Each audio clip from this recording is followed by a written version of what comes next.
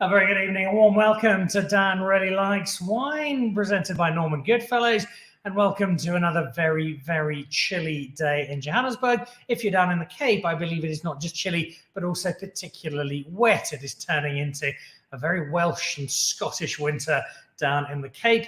If it is going to rain, though, a good time to be doing it now, as the winemakers will tell you, and it does bode well for water reserves across the Cape. So other than those who got hit by some rather nasty flooding a couple of weeks ago, I think most people are fairly happy with the rain, even it does make it a little chillier and a little damper. Certainly on the chilly side here, which means I need something to warm me up, which means I have got an exceptional bottle of wine with me. And it is a bottle of wine that I have been waiting for some time to open. And tomorrow is my birthday. And so on this evening's show, I've got a few people who I figured would be in celebratory mode. Two of them have just got back from California, so I'm expecting some West Coast accents filtering through as over the course of the next hour, they tell me about their journey. They are the team from Wineish, and they are breaking new ground in South African wine, and very happily so. So they will be joining me in just a moment. They're not the only ones who have been traveling. Derek Kilpin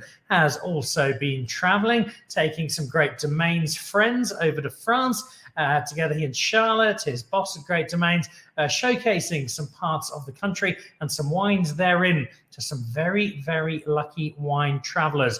So Derek will be filling us in on his adventures.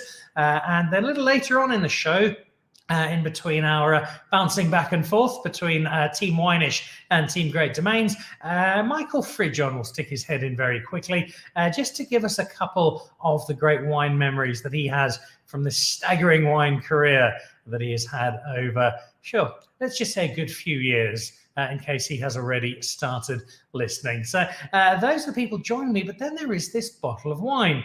And this is the bottle in question. This is probably South Africa's most iconic wine. And some of you might be thinking, hang on, I've never heard of that. What on earth is that? This is the GS 1966. George Spiess. It's a mythical wine. Very little exists. There are supposedly about 12 bottles. I think it's probably more than that. But it's a wine that Jancis Robinson tasted a number of years ago and pronounced it 20 out of 20. A wine that for the first while sat in that Cabernet Sauvignon territory of just too abrasive and tannic to wash down, and over the years has mellowed into something quite magnificent. I opened this on consultation with Michael Fridjhon over lunch earlier in the week, probably about 40 minutes ago. I let the first glass just sit, warm up a little in my hand, and open up in the glass, because there's always a danger with an older wine. If you open it too early, you get to lose some of that magic and let it dissipate into the ether. It's certainly not done that. It is certainly beautiful. My worry, I read a column by Emile Joubet's wonderful wine goggle column, which comes out most weeks, where he'd had a bottle of this and suggested it was maybe coming to the end of its lifetime. So I thought, well, I'll open it on the eve of my birthday, share what's left with my wife over dinner and see what it is. And it has not disappointed. But I'll explore it more as the show unfolds and give you some updates in the coming days on social media as to how the rest of it has played out. We have wine adventures to discuss, great people to host, and some lovely wine to celebrate. We'll do that in just a second. First of all, a few news headlines to kick off the show.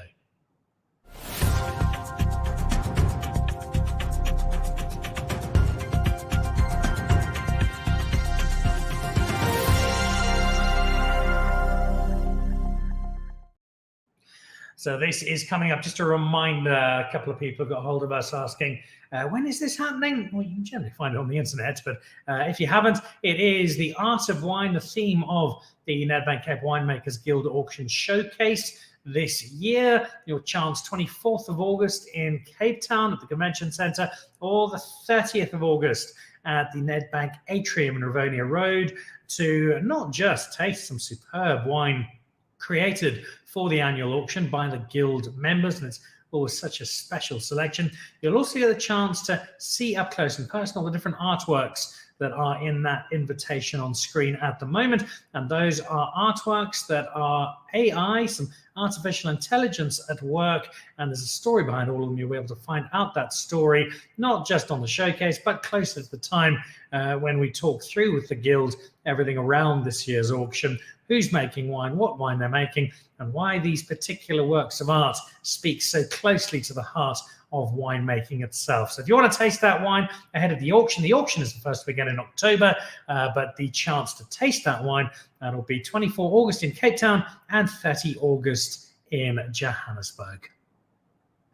And this is coming up next Tuesday, Coin Rock and Noordhoek. You can knock down to Norman Goodfellows in 4 ways and the chance to taste these wines. In fact, no, my correction. This is actually the 25th of July. This is the 25th of July. Next week's one involves Saxonburg, I think. This is the 25th of July. I won't be at the Saxonburg tasting, but I will be at the Coin Rock and Noordhoek one. So I put that in the diary. 25 July, if you'd like to come and join us, I will be there. So too will Skalk Opperman, the winemaker. 2 wines from the same home, but speaking to quite different approaches, and those will be ready to taste with some great food coming up on the 25th of July. And then ahead of having Michael Fridjhon on the show, there's just a little thank you. We had lunch yesterday. Saint has just, sorry, not yesterday, we had lunch on Tuesday.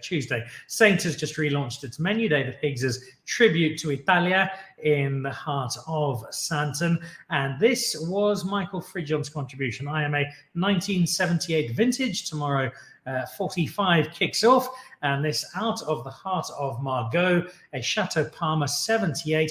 It was poured with that slight milkiness that you see when the tannins have integrated with the wine and they haven't settled because the bottle has been on its side. And you look at it, and if you haven't seen it, it raises an eyebrow perhaps. 78, not regarded as a stellar vintage out of Bordeaux, but Parma not only got this one really nicely done, but they made something that has lasted 45 years quite comfortably. It's obviously aged. It's got that feeling of history to it as you drink it. It's not as brash as in its youth, but it's got a beautiful balance, and it was a delight to drink. So Michael Fridjhon, a big thank you. What a way to kick off the birthday celebrations. Those celebrations now continue with the GS66. It's a wine I know Derek Kilpin knows well. I'll ask him about it in a second. And of course, Michael Fridjhon, who would have drunk some of the earlier stuff when it came onto the market and started to become rather well known. But we'll get to all that in a moment. We have adventures, first of all, to partake in. Derek is just back from France. So a warm welcome to Derek Kilpin. And then a warm welcome to 2 people who made me unfollow them on social media, such was the degree of fun they were having in the Napa Valley, making their way around California, part of the world I haven't been to now for a few years, but I do have very fond memories. Team Wine-ish, welcome, guys. Lovely to have all of you on the show this evening. Our Wine-ish team and our Great Domains team joining us this evening. And you'll see with the Wine-ish team, those smiles haven't left them in about 2 months now. Guys, I see you're on mute at the moment, so if you want to jump off that, just so we can welcome you onto the show. And just thank you for... No problem at all. Welcome back to South Africa. I hated you and loved you for this trip you did, because it just looked fabulous. Give us a little bit of background. How did the 2 of you end up in California on this life-changing wine adventure? So Dan, we have really sad news, but also really good news. So what happened was that I couldn't get my visa on time. The next appointment is literally September, but luckily Upalesa managed to fly the flag high for us in Wine-ish. So she went on her own, and luckily we have friends that side, which is great. So we were able to familiarize ourselves with the premises and just be great and just familiarize ourselves with the wines and the wineries that side. So I think our biggest learning as a small business was obviously being able to manage being in South Africa and doing all the services that we do here, and then obviously having Upalesa in the US and to represent and fly our flag that side. So it was really incredible. I think it's a great learning for us. And yeah, I think it was ultimately great. I think we saw joints to the hip in general. So it was a big sort of separation anxiety, I guess you can say, for lack of a better term, for us. But it was absolutely amazing, and I think for the better of our business, it was incredible. So yeah, I think we've taken it in our stride a lot. It was really sad that we couldn't go together, of course, but we really, I think we did the best that we could in terms of making sure that we are exploring our wine journey and wine focus. And of course we are WSET level 2, so we had to take that internationally and just make sure that you can learn about wine, but you need to just be there sometimes. Like when people always say like you had to be there, like you just had to go and experience and show the learnings that you've actually taken in. So it was really lovely to and I just feel so proud. I feel so proud of us as a business and as a brand to be able to do that and collect that information and share it with our audience. Yeah. Well, first of all, my apologies because I didn't realize, Flomelo, you hadn't watched. There was such great content coming out. I figured you must have been. I know, right? We are amazing at content, so that. Yeah. It looks like I was there, but I was not there. Well, look, I know you'll get there soon, particularly because I'm sure Palesa has been burning your ears with all of the adventures. Palesa, talk us through in terms of the expectations versus what was delivered. How did the experience match up for you? Oh, I love that question. So interesting. So as Kimona said, we were just coming off the back of our WSET qualification, so we learned a lot about how the landscape looks. And I think being there both confirmed and also like in a way denied a lot of the learnings that we had. One, Americans don't travel that much, so it was very interesting to be like on a wine tour, going from sort of state to state, or not state, county to county rather, and having that experience. And in the same breath, kind of like, how do I say it? Not really seeing a lot of representation of Black people, or most people. We don't have the same culture of exploring wines and tasting wines. So it was very sort of isolated. You have to really travel a lot of like landscape to be in the winelands or wine county or wine country as they call it there. So yeah, a little bit of met expectations and also like just was like a whole new exploring kind of experience. So ultimately, we're very lucky. Beyond, in SA. beyond. For sure. Yeah. Like, I wanted to ask you that because I remember my first visit to Napa, and we often, I think as South Africans, maybe not an inferiority complex, but we tend to think if it's international, it's cooler and it's bigger and it's better and it's more dazzling. And then if we go to these places like Napa or Bordeaux or by Burgundy, they're going to blow us away. I found when I went to Napa, I was impressed. I enjoyed it. I had some great wine, but I thought, you know what? I can go wine routing in Stellenbosch, and I think it's better. That was certainly my take a few years ago. Palesa, what was your take going there, having been to as many wine estates and wine farms as the wine went to?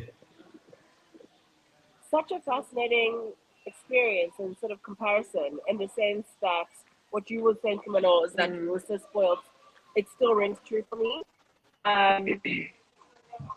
You always think everything American is sort of like the heightened cultural experience or just in general experience. or like the Beyonce of things. Yeah, like Beyonce of as everything. we like to call it. Yes. Yeah, the Beyonce. And I think in many ways still is that because that experience of just driving from LA rather, because everything's California, driving from Los Angeles up and down to the wine country, I think that'll never compare to anything we've experienced before. Having said that though, still, I think we're just beyond spoiled. We can sort of access different winescapes and different wine country, as Americans would call it, or winelands. Yeah. So Stellenbosch to Paarl is not that far apart. So in that sense, I think we're just extremely blessed and spoiled. met expectations and also reminded me a lot of home. I love that comparison. You've put it very, very nicely indeed. I want to find out where this now takes Wineish, how much of a catalyst it is. But before we do that, let's jump over to our other brave adventurer who's been soldiering through the finer vineyards of France of late. Welcome back to the show, Derek Kilpin. Lovely to have you on. And first of all, I must say thank you, because last Saturday you very kindly invited me to the Great Domains La Paulée, a celebration of all things Burgundian. And it was a wonderful event for two main reasons for me. I was surrounded by people who've got such an extraordinary passion for wine in general and Burgundy in particular. It was great listening to all of these people, but also it would have been lovely to have endless bottles of vintage Romani Conti. But what we did have instead, and invaluably so, was a whole lot of Burgundy that I just didn't know. So it wasn't the names that we see flashed up when we talk about the $1 million bottles, but this was exceptionally good wine from places that I think a lot of South Africans probably don't know quite so well. Yeah, Dan, thanks for having me on. No, it was awesome to have you. It was long overdue. And that event, that La Paulée event, we've obviously been doing it for almost 7-8 years, and that's our sort of annual celebration of Burgundy, because it's sort of the heart of the business. And I think it's just a very cool environment for Burgundy lovers to get under one roof and bring something special from their cellar and sit next to maybe someone they haven't met before, or someone that they have, and have a really cool time sharing all these bottles. I don't know if you saw the pictures, but there was a pretty special lineup that we took a picture of at the end, which is sometimes crazy when you look at it, and people from abroad, whether we're speaking of the US or the UK, sort of real fine wine markets, where they would probably be quite surprised to see a picture with all those bottles opened on one day. So it's a really cool thing that we certainly super proud of it, and the intention behind it is obviously a whole lot of fun. So it was cool to have you there. Hopefully we have you there again next year. Well, if you're watching Monday's show and our review of La Paulée, you will know that people like Jean-Vincent Redon were there diverting a flight from Sancerre to make it in. Hannah Storm flew up from the Cape, so too did Duncan Savage. We struggled to get rid of him. When you've got people like that who think this is a day to be at, you know you are somewhere special. And what it did, Derek, was to bring such an important part, not just the French wine industry, but the global wine industry into the heart of Johannesburg. And we all got to engage with it. And it's the next best way to engaging with a region like Burgundy. The best way is to do exactly what Palesa has been doing over in California of late and experiencing Napa. Tell me about your recent trip, where you took your guests and what the experience was like, because much like the Wineish feed, I was very close to unfollowing both you and Great Domains, because you just seem to be having far too much fun with some incredible winemakers. Yeah, so that's sort of been part of the business. I think this was our 8th trip that we've done, and there was obviously the usual COVID hiatus, so we hadn't done one since sort of COVID's dissipated.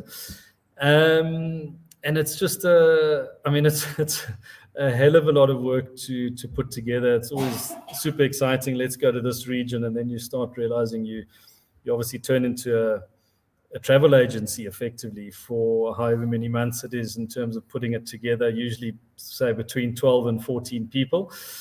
And this was our first trip actually to the Loire. So always fun to call it a region with guests and clients and friends for the first time. And the usual setup is sort of 5 days, 6 nights. And we try and structure it in a really sort of cool way, in that you get exposed to as many of the famous regions that people would hopefully be familiar with, or if they've opened a book, they would then get accustomed to those names.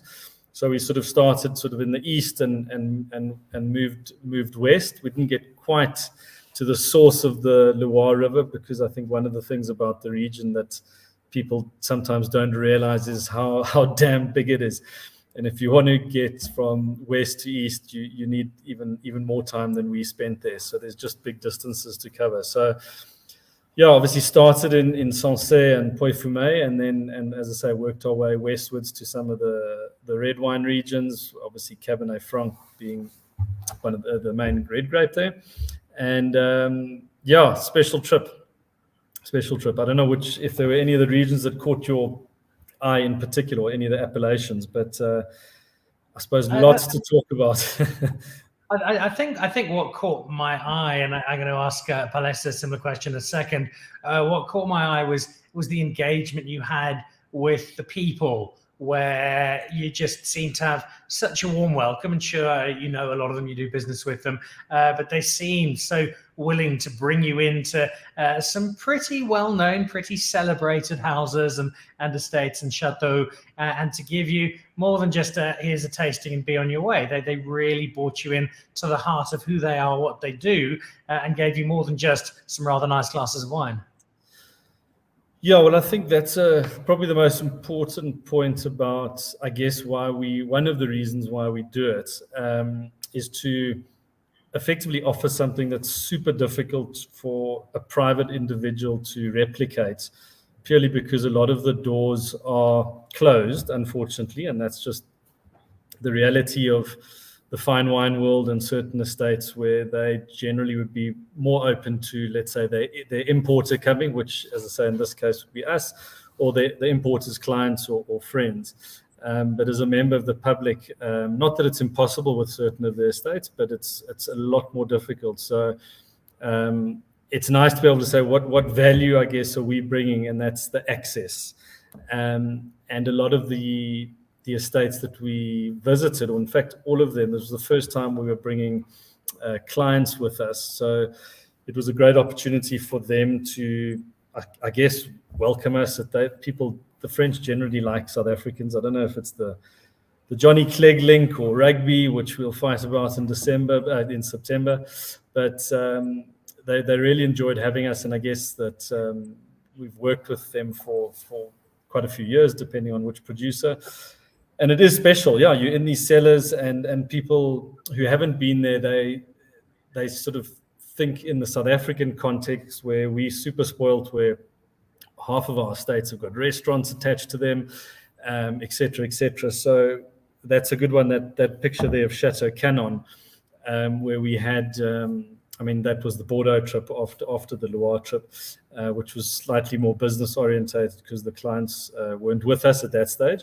But just an example of that, there's no restaurant there, but we ended up having a dinner there, but just because that's the way the Bordelais do it, where they make sort of arrangements and create special occasions for importers and buyers and things like that. So yeah, I think that's the special part, that is to do stuff with the friends and the clients that they otherwise wouldn't be able to do on their own. Otherwise, we're just effectively booking flights and trains and buses, and we're not really adding much value. A travel agent could do that. So to put the whole package together, attached to obviously special restaurant experiences, places where we've been. So as much as the French are revered for their food and their restaurants, there are still quite a lot of duds. There's some restaurants that aren't great, or some bad food here and there. So we've sort of been the guinea pigs over the years, where we've filtered out the less good experiences, so that when we put the trip together, we put something really special together, which I'd like to think it was, very special for everyone that went along. Finally made the Great Domains La Paulée last weekend. Maybe next year I'll get off the long list and onto the short list for the next trip. Grant Sauls is watching. I love Burgundy wines, just super wines to drink on any occasion. Says Grant, follows it up with Volnay is my favorite village. Tell us more of Burgundy from this village. And I'm going to come back to that question for Derek in just a moment. I want to head back to our Californian dreamer. You had some wonderful experiences, Palesa, just for the broader Napa experience. You also got to go to some pretty cool estates. Were there a couple of estates, a couple of wines in particular, that you came back thinking, sure, I'd move there tomorrow, I'd drink this for the rest of my life if I could? Thanks, Dan. So one of the extremely memorable experiences was actually in actual Napa, and the line between Sonoma and Napa is quite thin, but it was at what's it called? oh my gosh, I've forgotten the name. I was going to say Robert Madabi, but it's not that. But Robert Madabi owned. Opus One, thank you. That is an extremely memorable experience. That is something that I keep speaking about and really want to take home. Very exceptional, beautiful expression of wines as well, and just a really formidable, long-standing brand. So yeah. And a wine in particular, was there one exact wine, one memorable one that, for any particular reason, and sometimes the reasons are unexpected, that you just felt really took your breath away?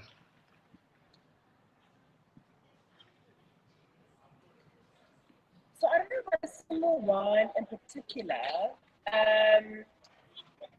Okay, something comes up, which is a winery that we didn't get to visit, but it's the Smokehouse Pinot Noir. That is something that really stood out on trip. It's something that we had at like a client lunch, so it wasn't like a winery that we visited, but it was a really, really beautiful closing on an understanding of Californian style Pinot Noirs. But outside of that, I think it's less about a single bottle or glass of wine and more just experience of the wines that we tasted.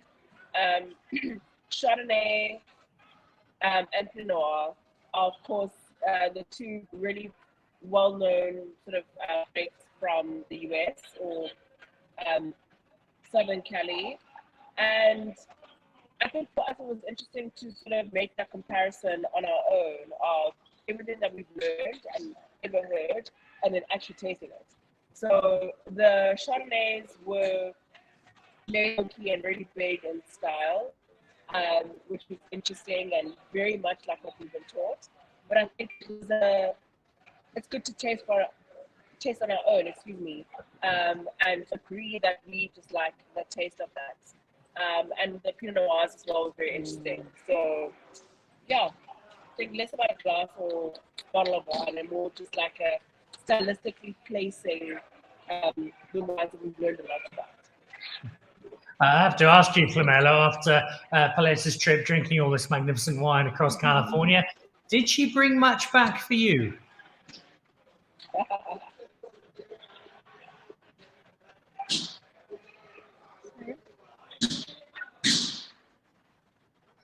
Sorry, do you mind sorry, can you repeat that? I'm bringing wines for you. I mean, we're apologies, no. we're getting some poor signal through there. I'll try that one more time, see if it improves. My question, Flamelo, was to ask if Palesa had bought much wine back for you from California. I mean, not as yet, but it's on the way. I'm pretty sure it's obviously a surprise. So I'm not sure which wines are really, in the box.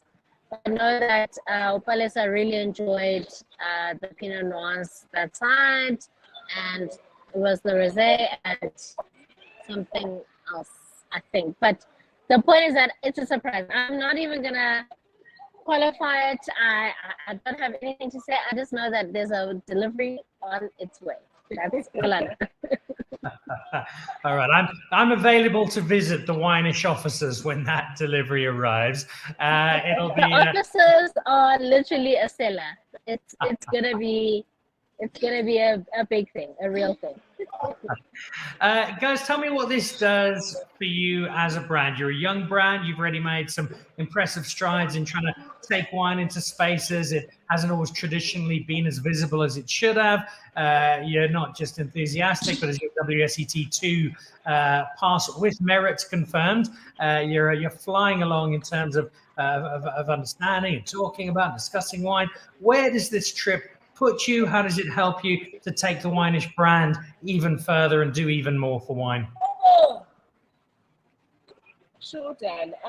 That's a really great question, and I think for us it feels like the world is our oyster and anything is possible. We're really grateful for this qualification, how we came to getting the qualification. And I think this US experience at least has been a reminder of the learnings of sort of technical background is always well compared with actually experiencing the wine. So I think for us, it's about tasting more wines, traveling to more countries, and sharing that with our audience. I think that's at a minimum, that's something that we feel really passionate about right now. For sure.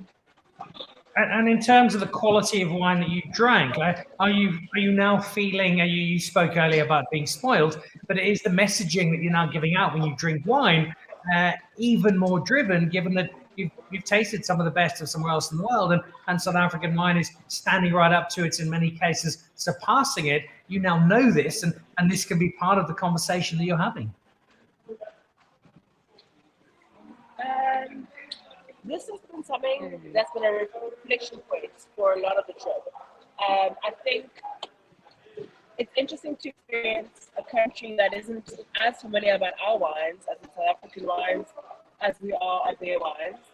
And I think that created a big reminder of how much we need to continue the marketing journey of South African wines and how much space it actually exists to keep speaking about wines. There's definitely a lot more we could be saying to different parts of different countries about South African wine. And I think it's something that we have felt a big gap in the market for, even more so after this trip. So, lots to say about South African wine. We need to say it more loudly and more globally than we ever have, I think. And I think, in as much as we feel in South Africa, and it's very valid because we make exceptional wines, but in as much as we feel that our wines are, or rather our wines speak for themselves, I think there could be more that we do to speak and get the wines out there to ordinary people in different countries. The wine of South Africa is in good hands with the team of Wineish, now empowered with some great California knowledge and a wonderful experience. Derek, let's jump back to you in your recent wine experience. I think we saw a photo of Latour flash up there for a second.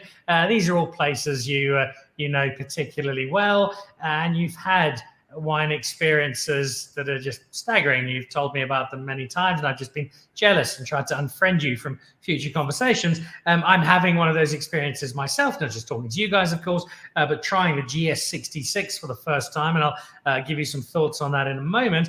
What are some of those wine experiences? We see Palesa so visibly moved by the trip she's just had. What are the either the bottles, the cellars visited, the wine trips, the wine moments that really light up the Derek Kilpin wine story over the years? Sure, that's there's been lots happened, I guess, over the years, and maybe just from the recent trip because it's front of mind. And I think the amazing thing is how specific the regions are in terms of what they offer. And we went to two polar opposite sort of regions in terms of the way you almost get received. So the Loire, which was with the clients, is way more low key, if I can call it that. It's just going to a small little farm, usually small little not small little families, little families, family run estates. And it's a very personal experience. There's no red carpet. There's no restaurant in the house and things like that. If anything, you might get into the house and have a homemade meal. So those are actually, although you're not getting the sort of the whole bells and whistles experience, you in fact are, but it's just not with bling and a lot of noise. And then obviously the week after the Loire trip, where we spent the week in Bordeaux, seeing some of our producers there.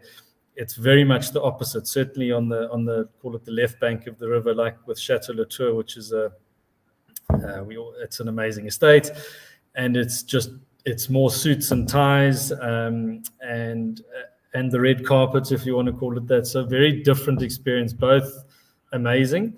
And in terms of pinpointing it, I think this Loire trip, probably two examples on either side. We were at in the region of Bourget, in sort of the heart of the Loire, at an estate called Domaine du Bel-Air. And the guy is Pierre Gauthier. And you've probably seen some of those pictures when we were underneath his cellar. It's just an amazing region where if you're not looking, you wouldn't see it. But pretty much under all the vineyards are these caves. These lots of them are abandoned. and obviously the guests and the clients weren't aware of this. So we did the tasting in the vineyard. Very simple. At a table, he pulled 5 of his bottles and he took us through the map. And then he said, "Do you want to see the cellar?" But we were in the middle of the vineyards and on a sort of almost a commercial road. And then we walked 400 meters on this little sort of dirt track. And then literally there was underneath the vineyard was this this chalk cave, this enormous chalk cave. We went inside. Yeah, people were sort of speechless because you weren't expecting it. But it was still sort of very low key, super authentic. Still a sort of a backwater wine region, so there's no tourists or lots of people on the street or running around. So very, very different. And then obviously Bordeaux, you saw the one, as I say, we had a lunch at Chateau Latour. A friend of ours, Morgan, who heads up most of the commercial activity at Latour, who actually used to work for Great Domains. So there was obviously some insider trading there in terms of getting us through the front door. And we had a lunch, just the 4 of us, him and his colleague, and Wayne and myself. And we're just very super simple, but just drinking some old Latour and having a meal cooked for you is just a huge, huge privilege, which never, ever gets taken for granted because you never know when it might not happen again. But yeah, 2 very different experiences, but too many stories to probably tell now, but hopefully that gives you a little idea. I think you've echoed what I suspect our next guest who's just arrived to join us will say, and that is the enjoyment of so much great wine. The memories of it comes down almost more than anything else to context. A great bottle is so often remembered by who you had it with, what you ate it with, where you had it. Those are the moments that so often define our great memories. Michael Fridjhon joins us on the show, and very, very happily so, stepping out for a moment or two to share a few memories of his own. I must very quickly, Michael, say thank you, as I did at the start of the show. Lunch on Tuesday at the newly renovated and revamped Saint included some 78 Chateau Parma. It was a real treat. Michael, thank you. Very generous as always. Much appreciated. I think we said almost as much when we spoke, kind of what Derek's been saying now. The best wine memories are those where the context is as memorable, who we drank the wine with, where we drank it, what makes that memory so complete. Well, absolutely. And I think that quite rightly, sometimes it's the occasion, even more than the wine, which creates in fact, it elevates the wine in a way that if you were sitting at a tasting kind of schoolroom style and you find yourself with a lineup of fabulous wines, they're never going to be nearly as exciting as they would be in the right place, with the right company, and with the right occasion.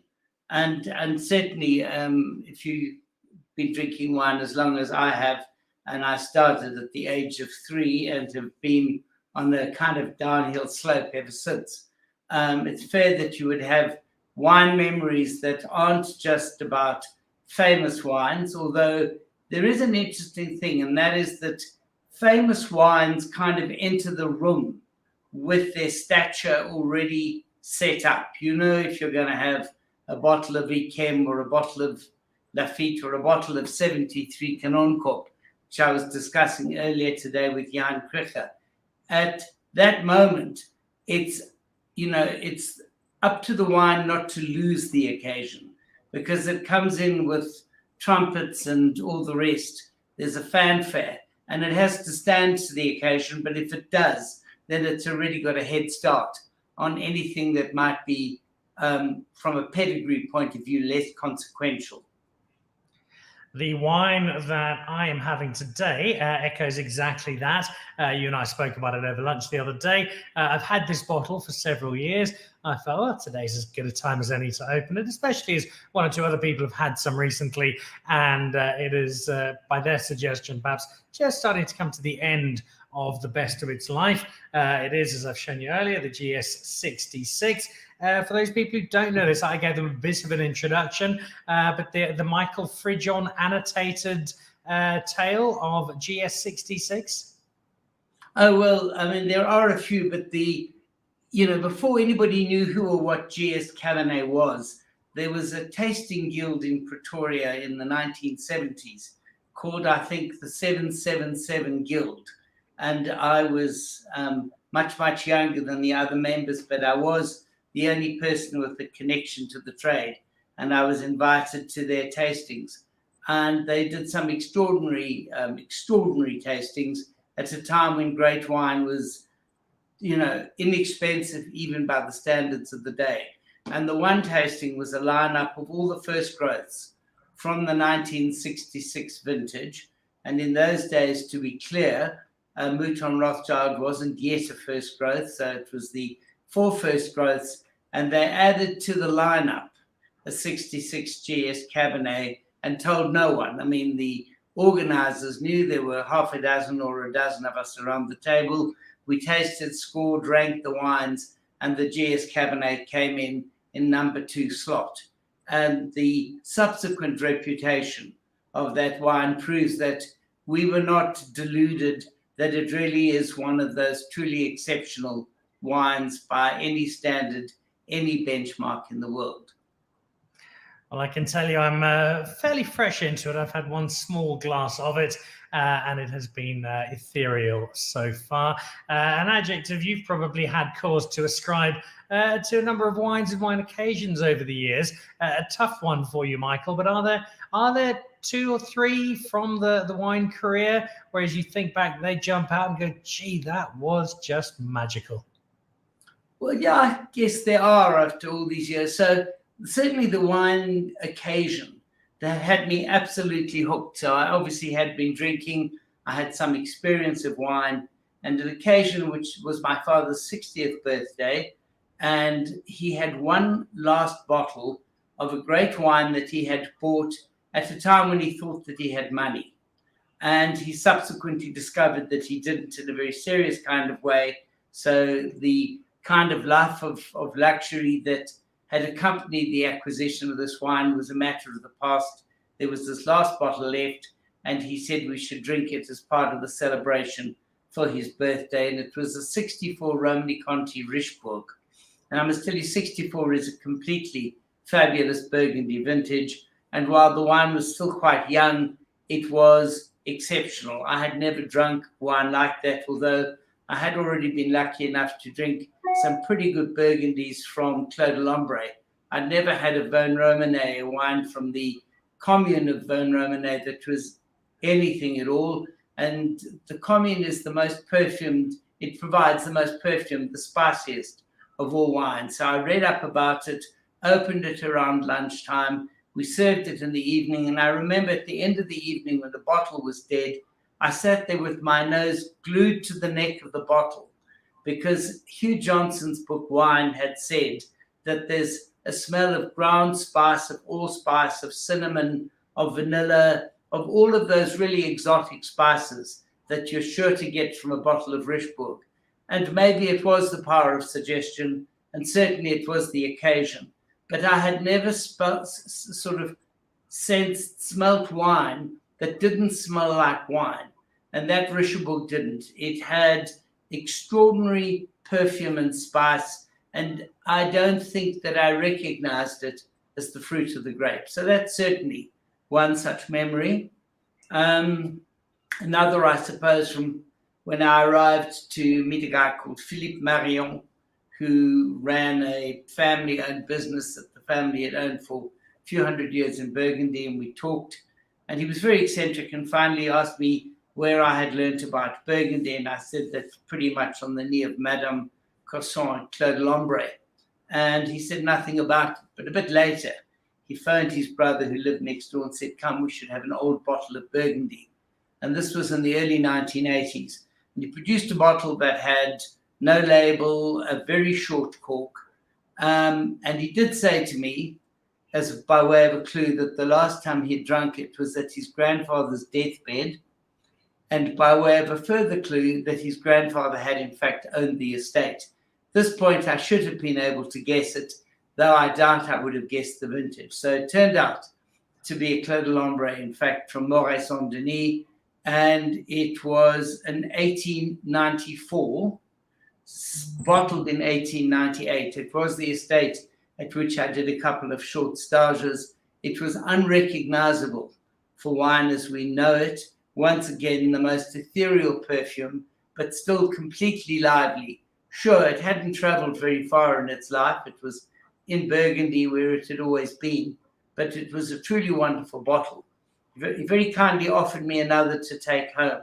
And I said I thought it would be a tragedy for it to suffer on the trip. It was a great mistake on my part, because we've lost contact with each other, and I'm afraid I'll never get that second bottle.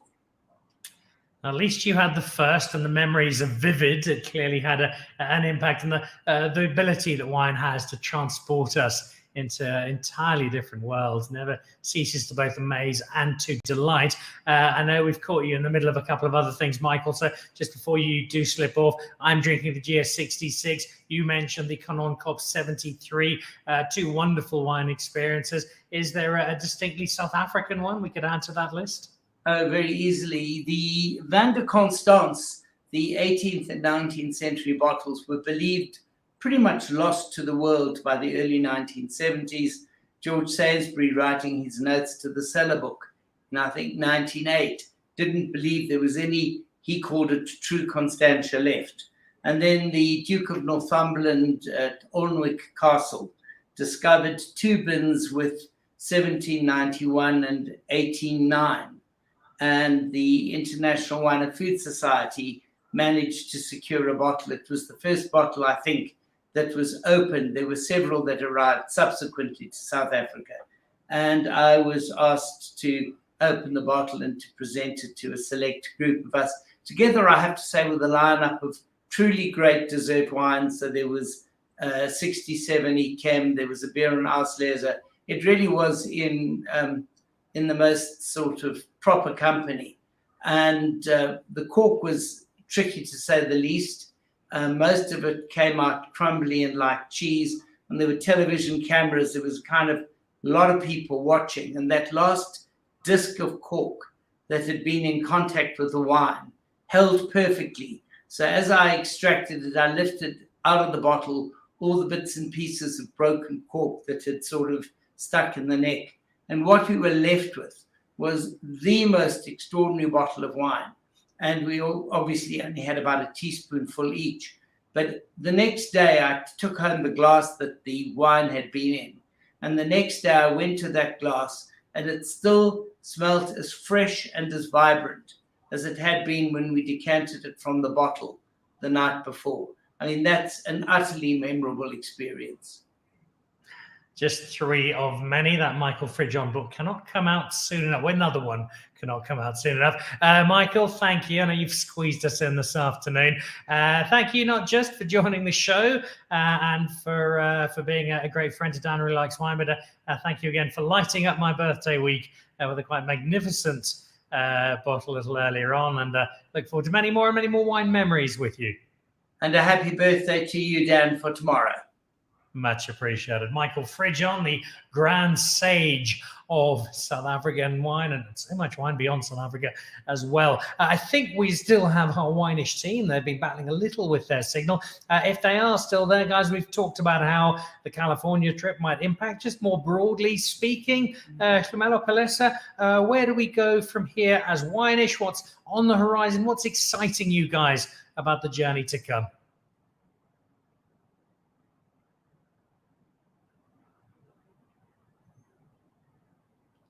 No, I think we might just be struggling ever so slightly. We'll see if we can get them back in a moment. Let's jump back to Derek then in the interim.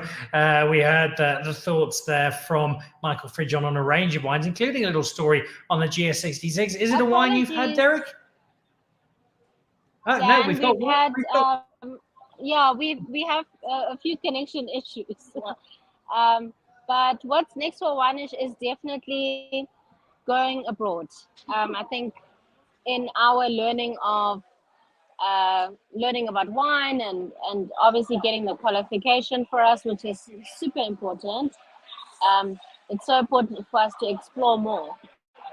So we really want to learn more, do more in the world of wine, and not just, in South Africa. I think we have a very great appreciation for our wines here, and we can always talk to that and speak to that. But I think for us, it's always about learning more and discovering more in the world of wine. So yeah, that's where we at. Very quickly, if people want to get involved with what you're doing, are there events coming up? Are there platforms to be with you? Where can they virtually or in real time hang out with the cool duo that is Wineish? So we have an event property. Apologies for the noise. We have an event property called Wine Stay, which happens every single month. So our next one is in July, and we'll keep you posted on who the wine partner is. But it is a food and wine pairing. So always a 4 to 5 course meal, along with a beautiful range of wines from a wine partner. So yeah, so keep posted on that, and yeah. All right, these guys are having a great deal of fun. I've had a few events with them, and they're a Good- terrific team. Guys, thank you. Goodness. Oh, fire away. No, have we still got them? No, we've lost them. All right. Well, let's jump over to Mr. Kilpin as we wrap up the show for this evening, my very indulgent birthday celebration. And as I begin to make my way more solidly through the GS66, we had a bit of a story there from Mr. Fridjhon. Derek, is it a wine that you've had before? And what are the other wines of majesty, the big rock stars that you can tick off on your wine list? So funny enough, I have had it.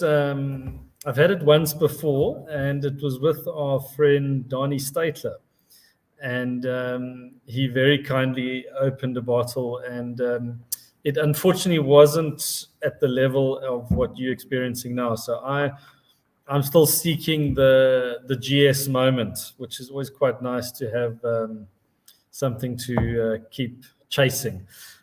So my GS experience, not the same, but I've obviously spoken to enough people, and you drinking it now, where that it just is it's obviously just a super special wine. It was decent, but it definitely wasn't at the level that it's reputed to be at, and that I think was just a bottle variation thing. In terms of memorable bottles, that's always a difficult one, but I think it's always quite.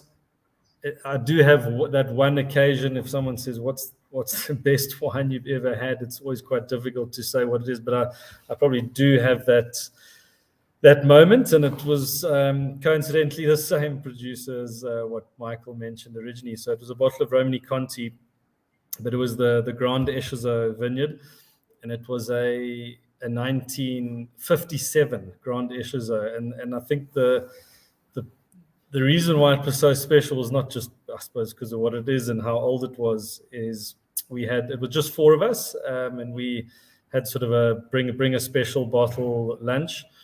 And the guy that brought this bottle, he had sort of tried to defend it, to say there was a period of time where he wasn't quite sure of the provenance of the bottle. And anyway, so we were sort of not expecting a lot, and I've never, ever experienced that with a bottle of wine. We were around the table, and we obviously had one of those Durant, those brilliant little cork retrievers for old bottles, and he was slowly trying to extract this cork, and there were 4 of us around a fairly small table in a sort of a basic bistro in Johannesburg. And as the cork came out, it was bizarre, where the perfume from the bottle just permeated sort of the meter around the circumference of that bottle, where we all basically looked at each other and could smell this thing coming out the bottle. It was like a genie out of a bottle, and we all knew that the bottle was in perfect condition and it wasn't corked, and there was some excitement. We poured it in the glass, and yeah, for me, I don't really talk points and things like that very often, but that for me was certainly off the cuff, the one wine that I've had that I would say is 100 out of 100, and probably the most near perfect wine that I've ever drunk.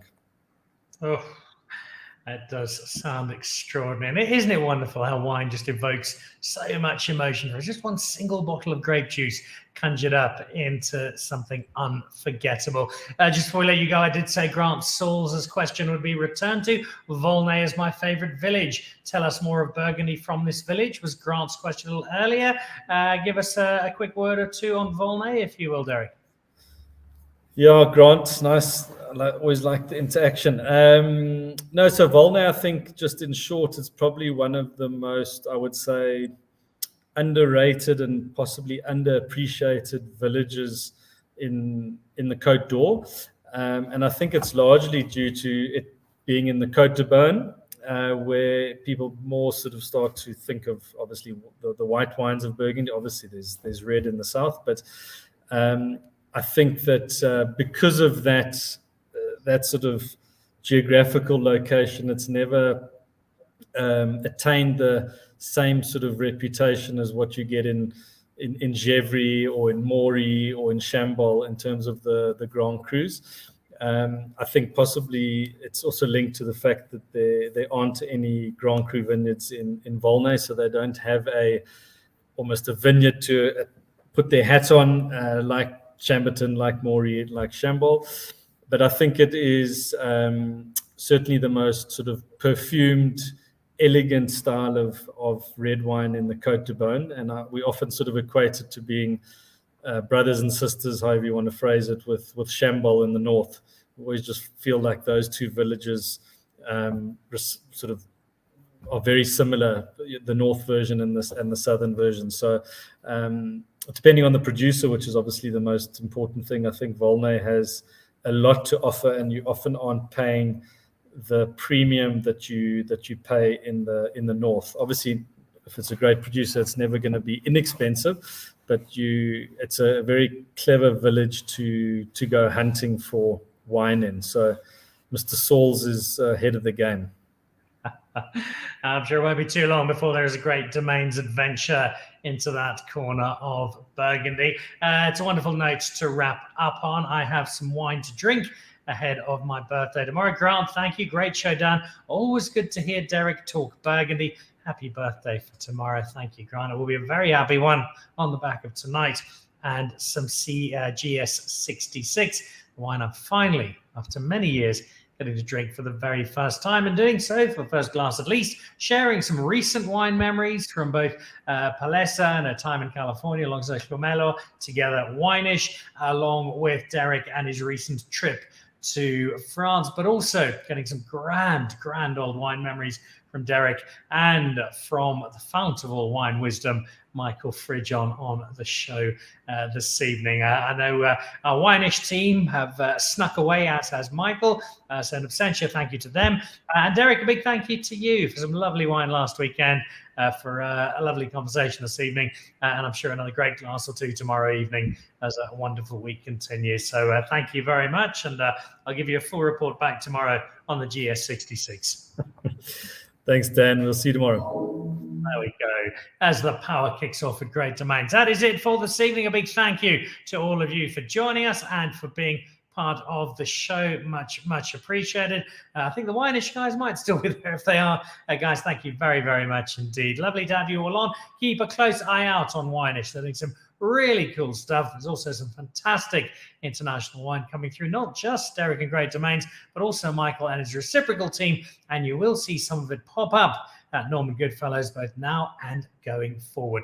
That wraps us up for the show for this week. I will see you back again next week, at which stage I'll be a year older, and I'll give you a full report back on the GS66. Have a great evening. Goodbye.